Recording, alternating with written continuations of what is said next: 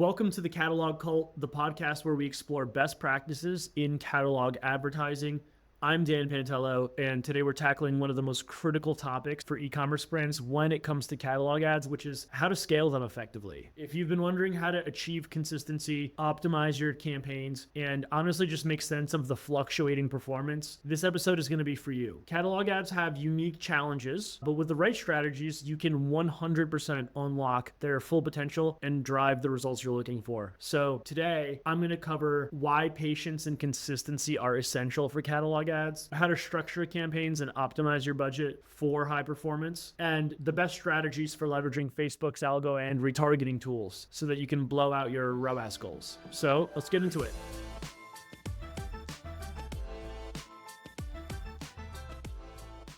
People aren't giving their campaigns enough time to optimize. If you're just starting out with catalog ads and you're scaling the performance day one, day two, day three, then you see a dip in performance, we'll see that people will just pull back ad spend at that point. Pulling back ad spend too early in a catalog ad campaign will kill that campaign. You need to exercise patience and you need to budget out a certain amount that you're willing to spend to prove out that campaign before you get cold feet and dial back that spend.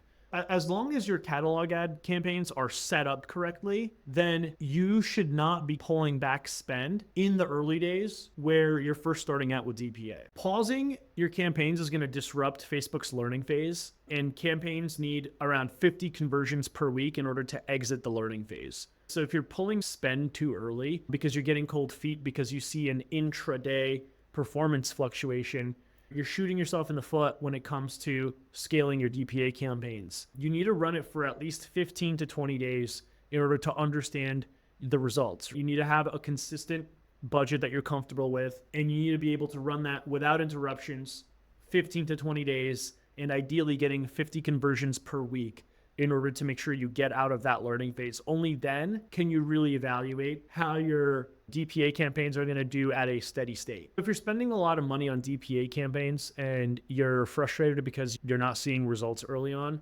then you might need to take a step back and reevaluate how you're deploying that budget. You should not run a DPA campaign where you test it for a few days and then you pull out like you would an image or a video ad. You should not set erratically high budgets for DPA when you're first trying it out. In the early days, you don't want to make it rain. You want to make it drizzle. You need to split the budget across the month. For example, $25 a day is better than $2,500 a day if you're just starting out with DPA.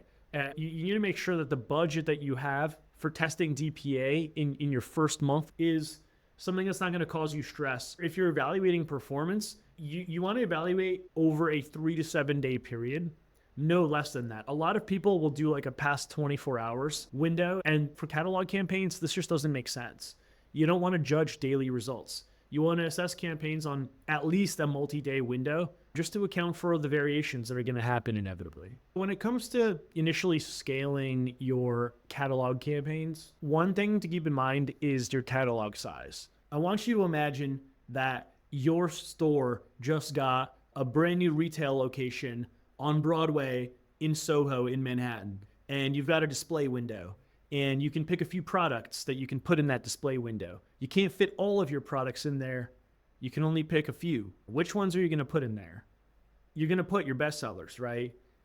The same way where in catalog ads, if you're running all of your spend to all of your SKUs without creating subcategories, it's as if you're trying to shove every single product into that display case window. Large catalogs, like those with more than 600 SKUs, will take longer to optimize and to graduate from the learning period, right? And so you can think about it as the bigger your catalog, the more thinly your budget gets spread across testing all of the different SKUs within the catalog. Bigger catalogs have bigger learning periods. And so that means that if you're testing DPA for the first time with a large catalog, you need to account for the right budget that you're going to be comfortable with spending for at least several weeks. One of the things that you can do to reduce that learning period if you do have a really large catalog is you can do collection ads, right? You can run smaller collections or like catalog groupings within your larger catalog for things that might normally be categories in your feed. So for example, dresses, right? If you're running an apparel brand like men's versus women's, or dresses versus tops versus pants, right? These sort of subcategories are more targeted, and that'll chop up your catalog to a smaller SKU subsection that'll be able to learn and test faster. So it's important, if you have a large catalog, to be testing multiple different collections within your catalog.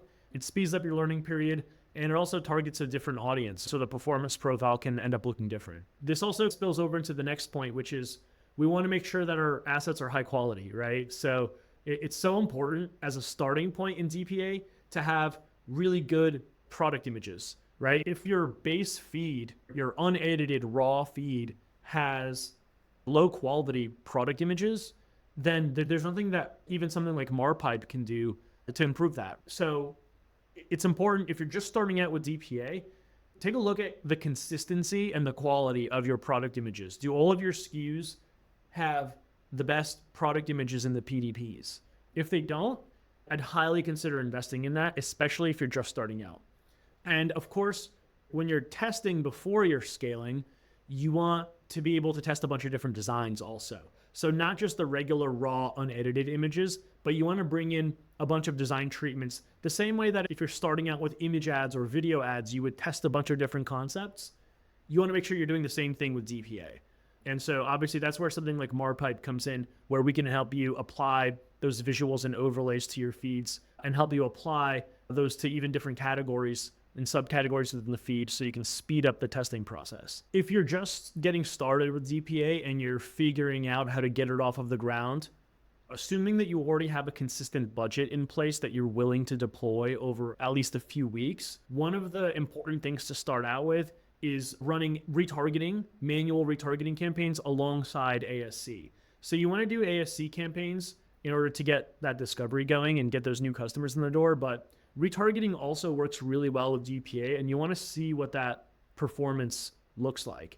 Using your pixel to make custom audiences of your website visitors, your email subscribers, your social engagers, and just setting up a manual bid campaign to retarget those.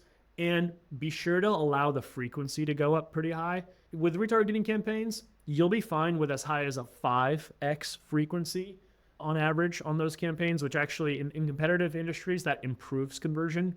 Split that budget up between ASC and some manual retargeting to get some balance in there and see what does the combined pie look like between those two.